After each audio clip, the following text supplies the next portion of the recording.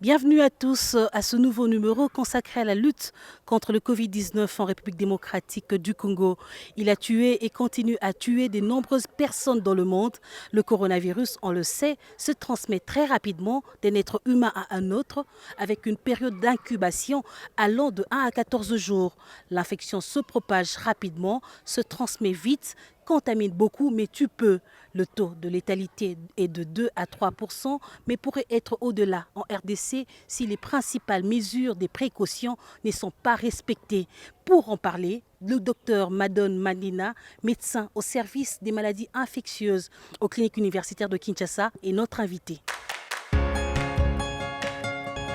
L'épidémie est entrée par la commune de la Gombe. C'était quelques cas. Et ces quelques cas ont engendré d'autres cas qui se répandent maintenant de plus en plus dans les zones périphériques. Ce qui veut dire que si le nombre de contacts augmente, cela veut dire que également le nombre de cas va augmenter.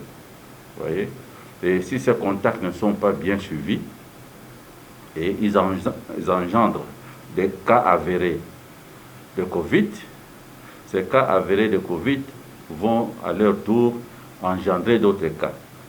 Bon, si nous disons qu'un cas de Covid peut engendrer 3 cas, vous comprenez que si nous avons maintenant 300 cas, 400 cas, vous comprenez que ces 400 cas vont engendrer chacun 3 cas, 3 cas, 3 cas, et vous aurez donc une foule, un nombre élevé, n'est-ce pas, de cas. C'est ça qui inquiète. Je pense que la population doit faire confiance, n'est-ce pas, à l'équipe qui est mise en place par le président de la République. Nous travaillons parfois jusqu'à très tard, donc on se sacrifie pour le bien de la population et donc nous méritons quand même, n'est-ce pas, la confiance de la population et que avec l'expérience que nous avons, il est fort possible que cette maladie ne soit pas aussi terrible que ce que nous voyons, n'est-ce pas, ailleurs. Sur ce plateau, le docteur Madone Mandina, elle est médecin et professeure à l'UNIKIN, l'Université de Kinshasa, au service des maladies infectieuses. Elle est également professeure à l'Institut de recherche en sciences de santé, toujours ici à Kinshasa. Bienvenue, docteur. Docteur, avec vous, nous allons parler de l'actualité de l'heure, de la situation que la RDC est en train de vivre, mais aussi plusieurs pays dans le monde. Le coronavirus est un sujet dont tout le monde évoque, dont tout le monde parle, mais on parle du Covid-19, on parle de coronavirus. Est-ce deux termes différents? Merci, c'est moi qui vous remercie de m'avoir invité dans votre plateau pour parler de cette maladie qui est d'actualité. Et effectivement, pour répondre à votre question, c'est deux termes qui ne disent pas la même chose. Quand on parle de coronavirus, on fait allusion au virus qui est responsable de la maladie. Ce virus a été identifié sous le nom de SARS-CoV-2. Pour dire simplement, les virus responsables du syndrome respiratoire aigu sévère qui était responsable, en référence au virus qui était responsable du même syndrome lors d'une épidémie ancienne, il y a un peu plus de 10 ans, c'était en 2002. Et on a constaté que c'était exactement les mêmes virus. En fait, ils étaient très proches. Et on a appelé ces virus, le virus responsable de l'épidémie ou de la pandémie actuelle, on l'a donc appelé SARS-CoV-2, et qui correspond au coronavirus. Tandis que le Covid, en fait, c'est pour juste appeler, c'est l'appellation de la maladie que le SARS-CoV-2 va occasionner. Covid pour dire coronavirus disease 2009. Voilà, c'est un terme qui a été, une appellation qui a été donnée par l'Organisation mondiale de la santé en février de cette année. Ben justement, on parle de 2019 parce que la maladie a commencé en 2019 en Chine. Mais aujourd'hui, on aimerait établir une différence. Est-ce une grippe ou une maladie infectieuse? C'est une maladie infectieuse, mais une grippe aussi reste une maladie infectieuse. Une maladie infectieuse, c'est tout simplement une maladie qui est due à des germes ou à des microbes. Hein, il y a plusieurs microbes. Il y a des bactéries, il y a des champignons, des parasites et il y a aussi des virus. Donc la grippe, c'est dû à des virus et cette maladie, le Covid-19, est aussi dû à un virus, comme je vous l'ai dit, qu'on appelle les SARS-CoV-2. Donc c'est vraiment une maladie infectieuse qui se transmet vite, qui tue beaucoup. Est-ce qu'on peut savoir quels sont les symptômes pour mieux détecter ce problème? Effectivement, c'est une maladie infectieuse qui est très contagieuse et qui va se manifester principalement chez les personnes, parce qu'il faut d'abord rappeler que les personnes qui sont infectées ne seront pas tous symptomatiques, c'est-à-dire que tous ne vont pas présenter des manifestations c'est un autre cliniques. C'est un autre problème, on en parlera peut-être après, mais toutes ces personnes ne vont pas présenter des manifestations cliniques. C'est d'ailleurs dans un pourcentage de cas que certaines personnes vont présenter des manifestations cliniques et les autres personnes restent asymptomatiques, quoique infectées. Et ceux qui vont présenter des manifestations cliniques, ça va se manifester. Généralement, vous avez la fièvre qui est présente à plus de 80%. En dehors de la fièvre, vous avez aussi d'autres signes comme les nez qui coulent, vous avez la toux qui est généralement sèche mais qui peut être aussi une toux grasse. Vous avez des douleurs musculaires, des douleurs au niveau des articulations. Deux fois, vous avez des troubles digestifs sous forme de nausées, de la diarrhée surtout. Et deux fois même, la diarrhée peut être l'une des premières manifestations, avant même la fièvre ou la toux. Et on peut avoir d'autres signes, par exemple la perte de l'odorat, la perte du goût. Donc lorsque vous sentez que vous ne percevez plus les odeurs ou le goût, donc ça peut être un des signes qui peut être en relation avec cette infection. Le Covid-19. Mais docteur, tous ces signes que vous venez de citer, ce sont également des signes que l'on ressent lorsqu'on fait un début du paludisme. Nous sommes dans une zone tropicale et nous savons que souvent, nous sommes tous victimes du paludisme, presque à des fréquences un peu plus rapprochées. Et certaines personnes, lorsqu'ils ressentent justement ces genres de signes, préfèrent prendre un antipaludéen au lieu d'aller vite dans un hôpital pour faire un check-up, pourquoi pas faire un dépistage du Covid? Oui, c'est peut-être vrai, vu sous un autre angle, mais je dirais que ce n'est pas nécessairement toutes les manifestations, ce n'est pas les mêmes manifestations qui sont observées pour les paludismes. C'est vrai qu'il y a de la fièvre, mais la fièvre n'est pas le seul élément. Donc, en dehors de ces manifestations cliniques-là, il faut également tenir compte d'autres arguments, pas nécessairement des symptômes, mais vous avez d'abord le contexte épidémiologique. Nous sommes maintenant en contexte d'épidémie, de pandémie dont il faut tenir compte. Il y a le contexte, nous savons que chez nous, la maladie vient principalement de l'extérieur, donc des voyageurs. Donc il y a d'abord aussi ce contexte-là d'un voyage récent, en dehors les 14 jours. Vous avez aussi la notion de contact avec un voyageur ou d'un contact. En fait, ces notions-là peuvent être utiles en dehors du tableau clinique, peuvent être utiles pour pouvoir vous orienter. Mais déjà, dans notre milieu, vous observez qu'il y a la transmission locale qui augmente. On dit que la maladie réagit de façon différente d'une personne à une autre. Est-ce que ces symptômes apparaissent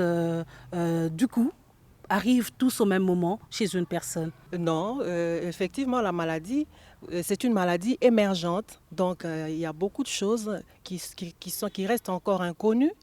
On est en train de découvrir, il y a des publications à gauche, à droite. La recherche Donc, continue. voilà, donc il y a des notions encore qui restent sans réponse.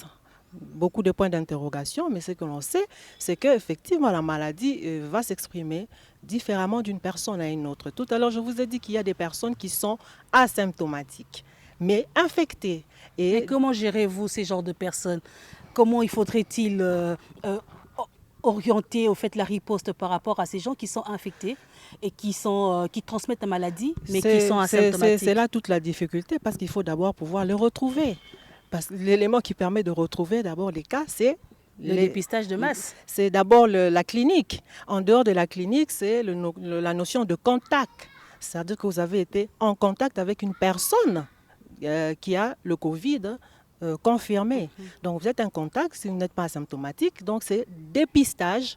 On devrait dépister tous les cas contacts. Au-delà de cela, dépister même un dépistage plus large, dépistage des masses. Et ça sous-entend des moyens. Exactement. Il faut des moyens de dépistage. Déjà là, vous voyez qu'on est un peu limité. Nous n'avons qu'un centre de dépistage. Et je crois que les autorités devront y penser et pouvoir élargir le dépistage dans ce sens-là. Et pendant ce temps, la maladie se propage, il y a des gens qui meurent. Vous ne pensez pas que la RDC est un peu en retard par rapport à certaines actions qui devraient accompagner cette riposte? Bon, dire que la RDC est un peu en retard, moi personnellement je déplore peut-être que nous avons un peu tardé à prendre certaines décisions, c'est vrai. Parce que nous avons vu comment la maladie se comporte ailleurs. Et donc, fort de ce que nous avions comme expérience des autres.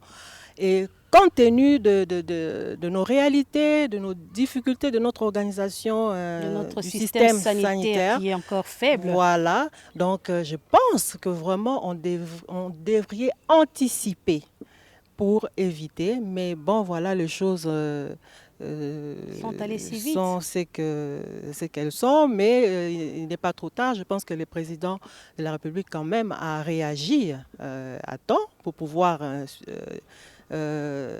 suspendre tous les vols internationaux, arrêter fermer les écoles, les universités. Donc c'est déjà ça, je pense. Une mesure qui pour certains est arrivée tard, mais on ne va pas s'attarder, on va rester sur le problème, sur la maladie, parler de ces modes de transmission. Ce sont des cas importés qui ont emmené la maladie ici en République démocratique du Congo, précisément à Kinshasa. Aujourd'hui, nous avons des cas autochtones. Mais docteur, est-ce que vous pourriez un peu nous parler de ce système de transmission? On parle des postillons, on parle de la salive, mais est-ce qu'en dehors de ces éléments qui sont peut-être déjà connus, il y a d'autres moyens de transmission? Le sel, par exemple, pour les urines, pourrait aussi être des vecteurs du Covid. Ok, c'est une très bonne question. Ce qui est connu, en fait, c'est par rapport à le mode de transmission le plus fréquent. C'est bien sûr la transmission interhumaine à travers les postillons, les gouttelettes qui sont émises lorsqu'une personne parle, tousse ou éternue.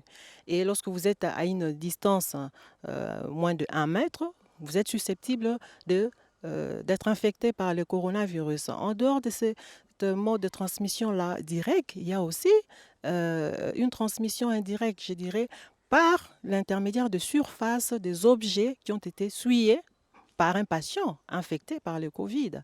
Et lorsque vous manipulez toutes ces surfaces ou ces objets, vous portez les doigts à votre visage, au niveau des yeux, au niveau du nez, de la bouche, les virus peuvent passer et infecter vos voies respiratoires et donc être responsable de la maladie. Mais en dehors, ça c'est vraiment le mode de transmission le plus fréquent.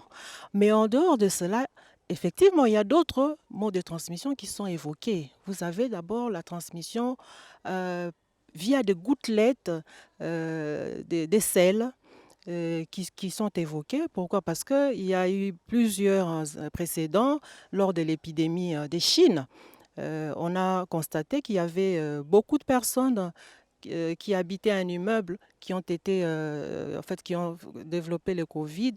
Et on a constaté qu'il y avait une fuite au niveau d'une canalisation de gouttelettes de sel qui pouvait expliquer, en dehors de ça, des études publiées dans des revues américaines qui ont montré que les chambres qui ont fait des études pour chercher à déterminer les niveaux d'infestation de chambres qu'occupaient ces malades-là, et on a constaté que les cuvettes de tous ces patients étaient remplies de SARS-CoV-2, et donc c'est sûr que ces virus se retrouvent dans les selles. Un autre argument, c'est que quand on voit le mécanisme, la façon dont agissent ces virus, ces récepteurs, on va retrouver ces mêmes récepteurs au niveau du tube des cellules, de l'intestin, aussi bien du grêle, du côlon. Et c'est peut-être ce qui justifie que certaines personnes font la diarrhée parce qu'ils ont... Voilà, donc les virus, effectivement, ça c'est un fait. On le retrouve dans les selles. Et parmi les mesures, vous verrez qu'il faut, chez les malades, ne pas partager les installations sanitaires avec des non-malades. Et dans les urines également? Dans les urines, à ce jour, je n'ai pas de notion de transmission par les urines. Donc, comme je vous ai dit, c'est une maladie émergente. Donc, demain, on verra des publications. On continue de publier sur ces différents aspects. Mais en dehors de cette transmission-là, il y a également la transmission homme-animal, animal-homme qui est possible.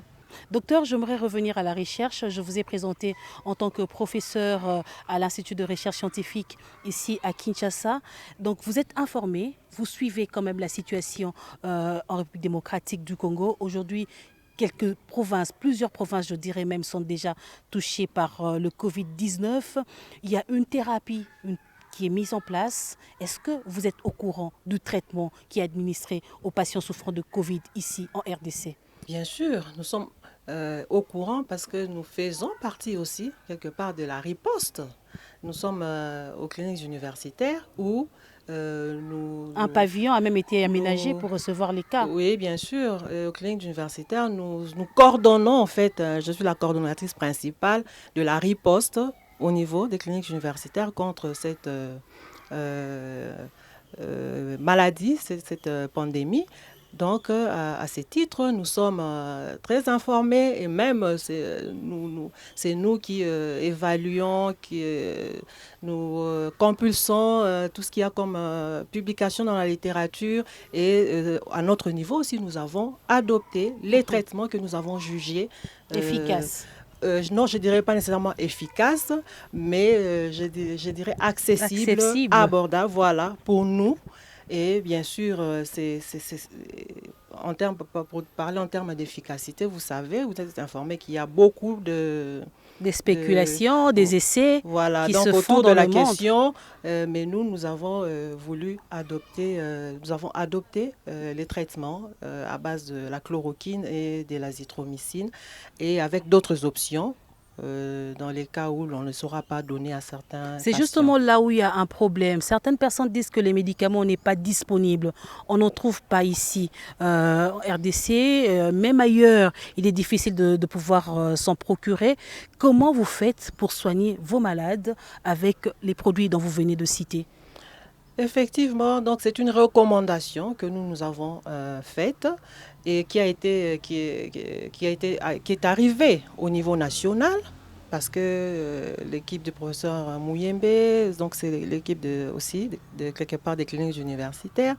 Donc les recommandations sont bien arrivées. C'est au gouvernement maintenant de mettre à la disposition de soignants pour nos malades tous ces médicaments-là, ce qui n'est pas encore le cas. Mais vous avez sûrement suivi comme moi les déclarations de notre ministre de la Santé. Il a parlé de doses, de plusieurs doses de chloroquine et d'azithromycine qui seraient déjà au pays. Donc nous attendons dans les minutes, dans le jour, disons, qui suivent, que nous soyons servis pour nos malades. Mais dans l'entretemps, il y a des malades qui sont soignés par ces médicaments, d'autres pas, ceux qui l'ont. Donc c'est vraiment des circuits privés. Il n'y a rien de...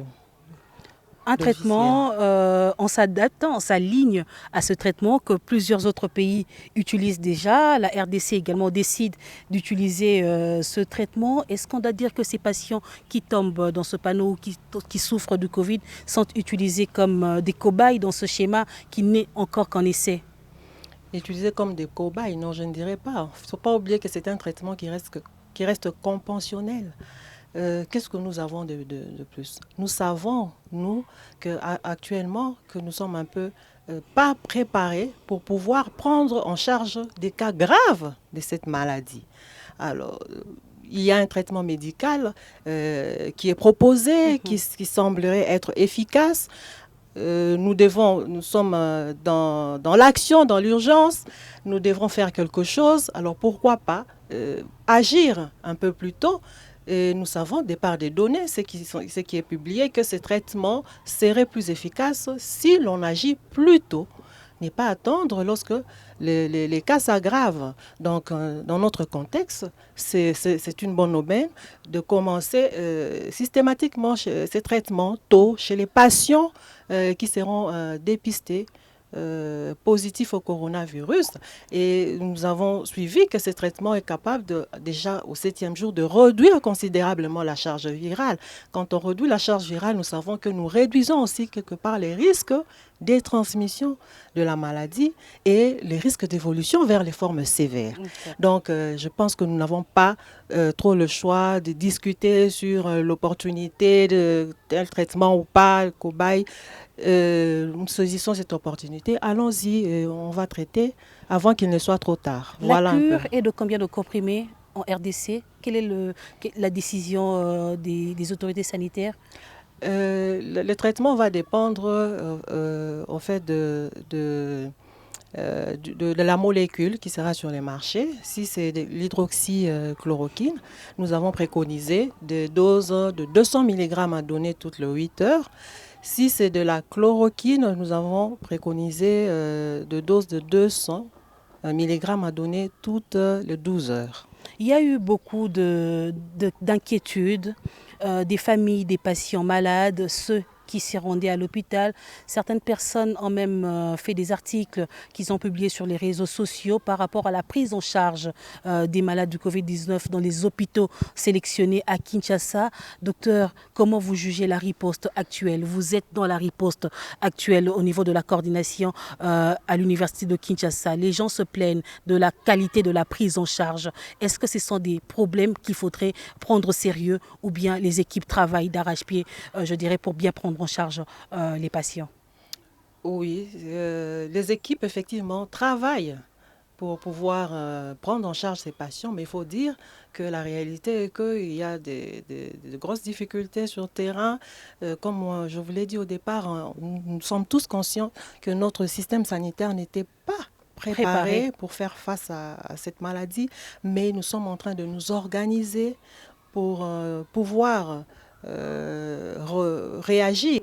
Donc déjà, vous avez suivi les autorités, vous connaissez les hôpitaux qui ont été choisis et certains sont en réhabilitation.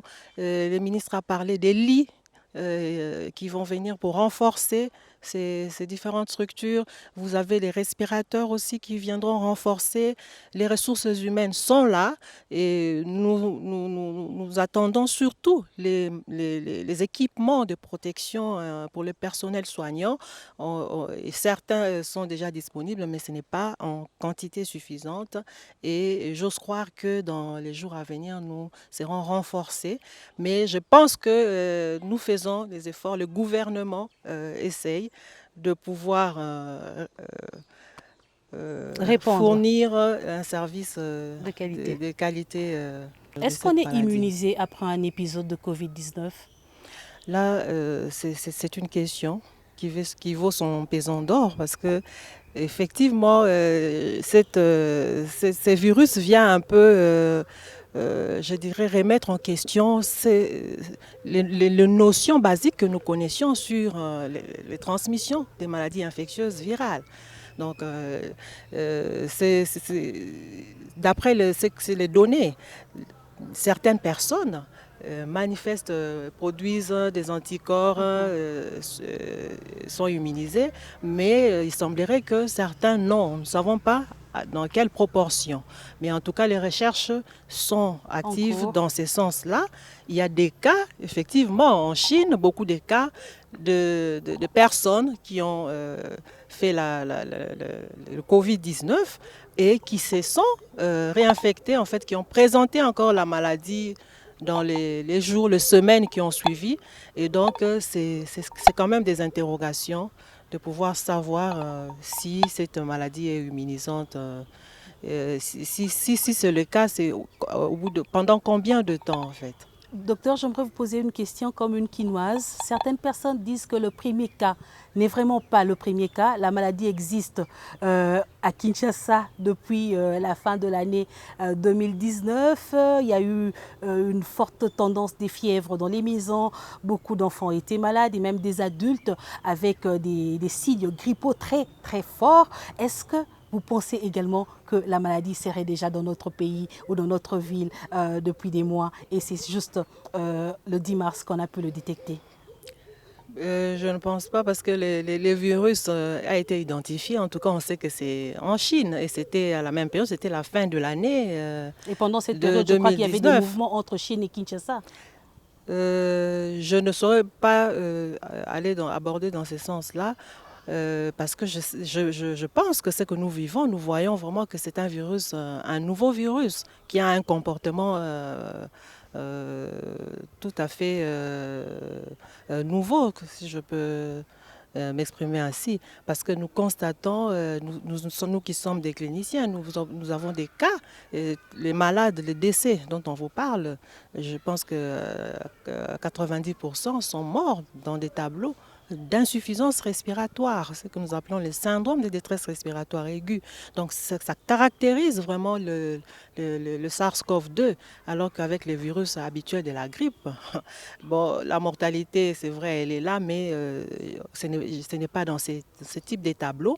Ce qui est vrai, c'est que maintenant, actuellement, nous constatons effectivement une mortalité chez des patients qui sont détectés positifs pour le SARS-CoV-2 et qui décèdent dans des tableaux de détresse respiratoire aiguë. Donc, pour nous, c'est un nouveau virus. Les moyens sont mis en place dans nos hôpitaux pour pouvoir résoudre ce problème de détresse respiratoire aiguë? Oui, comme je vous l'ai dit. Déjà, on parle qu'on a un problème de respirateur. Oui, c'est vrai, il y a un problème des respirateurs, mais les moyens sont en train d'être renforcés.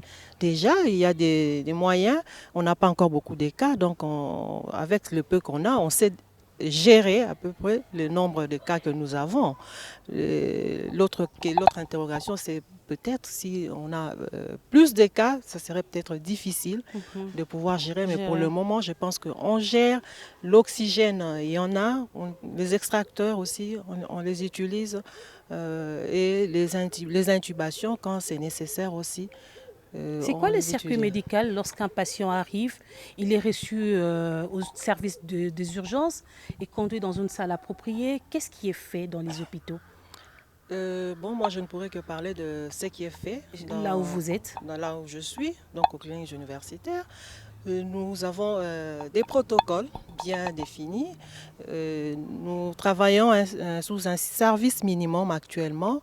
Et tous les patients, il y a une seule entrée pour tous les patients qui arrivent et qui passent systématiquement par un questionnaire. Et à travers ces questionnaires, nous savons en fait déterminer des cas qui sont suspects pour nous. Et ces cas suspects sont mis dans un endroit, dans une salle appropriée, en attendant d'avoir une confirmation diagnostique. Bien sûr, on s'occupe d'eux, on gère les problèmes courants, les problèmes qu'ils présentent selon les cas. Et la confirmation arrive quand? 48 heures après? 72 heures? Ça dépend. Ça peut aller dans on peut avoir au bout de 24 heures, jusque dans les 72 heures, oui. Il faut dire qu'au début, c'est dans les 24 heures, mais actuellement, oui, ça prend beaucoup plus de temps pour avoir la confirmation. Mais dans l'entretemps, les patients sont là, on s'occupe de leurs problèmes. Et lorsqu'on a la confirmation du Covid-19, ils sont orientés vers la salle des urgences des cliniques qui actuellement donc, représente les pavillons où on gère ces cas, où ils sont suivis.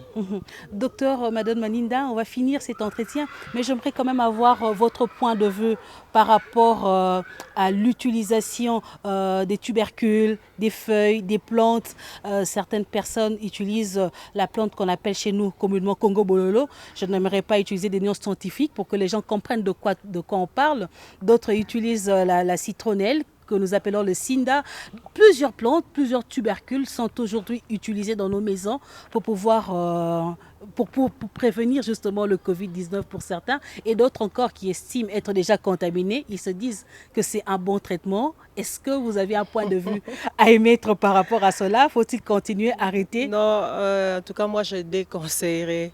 Manger ce qui est naturel, c'est bien, mais quand on va faire des traitements, on ne sait pas, des plantes qui sortent de je ne sais où, moi, je déconseillerais parce que vous risquez de vous retrouver non pas avec le Covid, mais avec une insuffisance rénale. Nous savons, il y a des campagnes que nos amis des reins font régulièrement où ils rappellent, ils déconseillent la prise de ce type de plantes médicinales, des potions, tous ces genres de substances qui, généralement dans notre milieu, sont à la base en fait, d'une agression rénale aiguë. Et c'est très dangereux. Donc, on n'a pas de preuve que toutes ces substances-là seraient efficaces sur le SARS-CoV-2. Donc, vraiment à déconseiller de suivre, d'insister beaucoup plus sur les mesures barrières et les mesures de distanciation sociale pour pouvoir éviter minimiser les risques de contracter ces virus. Je l'ai dit au début de cette émission qu'elle se transmet vite, elle contamine beaucoup et tue aussi. En RDC, le taux de mortalité est quand même élevé jusque-là. Est-ce qu'on doit vivre dans la peur, docteur Mandina? Qu'il faudrait-il faire face à cette situation? Comment l'affronter? Vivre dans la peur, non. Je ne conseillerais pas, il ne faut pas vivre dans la peur. Bien sûr, on comprend que, comme je vous ai dit, c'est une maladie émergente. Donc face à l'inconnu, il y a toujours beaucoup d'interrogations, il y a toujours la peur quelque part, c'est un peu normal, mais je pense que la maladie est là. Les gens ne doivent pas se contenter de vivre dans la peur, mais les gens doivent participer activement à tout ce que les scientifiques préconisent. Il y a eu des décisions, nous suivons, le président a pris des mesures, la fermeture des écoles, on demande aux enfants de rester chez eux à la maison, pas de circuler entre des maisons dans les quartiers. D'une maison à une autre. Non, ce n'est pas ce qui est demandé. Il y a hier la mesure du confinement d'une zone de santé qui a été prise et surtout les mesures de distanciation. Quand vous observez, c'est très peu observé. Donc les gens doivent comprendre qu'ils doivent tout faire pour pouvoir éviter de contracter ces virus. On vous a parlé des mesures barrières. C'est quoi ces mesures barrières? On insiste sur le fait de vous laver régulièrement le main. Et vous verrez qu'il y a des points d'eau qui ont été en tout cas mis un peu partout à travers la ville de Kinshasa, les pays. S'il n'y a pas de point d'eau, on vous a dit qu'il y a des solutions hydroalcooliques aussi. Ce n'est pas l'idéal, mais ça jouerait le même rôle pour pouvoir se désinfecter. Désinfecter le main et d'autres mesures barrières. Vous avez la distance à respecter entre deux personnes. Je crois qu'entre vous et moi, la distance est respectée. Bien sûr, on est même à plus d'1 mètre. Donc vous avez déjà un minimum d'1 mètre entre deux personnes. Évitez de serrer la main, les embrassades. Donc toutes ces choses, il faudra les éviter. Les rassemblements. Et je crois que les mesures ont été prises par les autorités. Heureusement que le virus n'est pas aéroporté. À moins que vous puissiez me dire le contraire. Non, d'après les études, les virus ne seraient pas aéroportés, mais les virus, quand on tousse, restent en suspension dans la circulation. Et voilà pourquoi on demande d'utiliser un mouchoir jetable. Voilà, c'est pourquoi lorsque vous devez éternuer, vous avez compris, donc si vous n'avez pas le mouchoir, vous utilisez le creux de votre coude. Sinon, si vous avez un mouchoir, vous utilisez un mouchoir que vous devez jeter aussi à un endroit dédié, un endroit approprié, pas jeter à la portée de tous. Exactement. Docteur Mandina, merci beaucoup d'avoir répondu à toutes nos questions. Je rappelle à tous nos téléspectateurs que vous êtes professeur à la faculté de médecine à l'université de Kinshasa et particulièrement ou spécialement, je dirais, au service de maladies infectieuses. Vous êtes également professeur à l'Institut de recherche en sciences de santé. Merci d'avoir partagé avec nous vos connaissances sur le Covid-19, cette maladie qui sévit actuellement en République démocratique du Congo. Merci. Mesdames et messieurs, avant de se quitter, quelques conseils pour prévenir le Covid-19.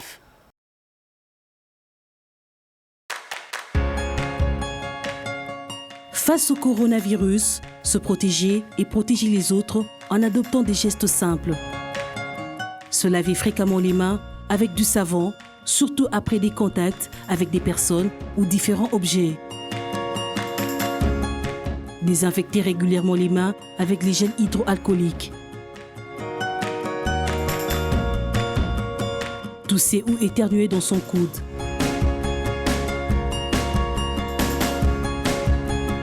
Utiliser un mouchoir à usage unique, ensuite le jeter à la poubelle. Éviter de se serrer la main et de s'embrasser.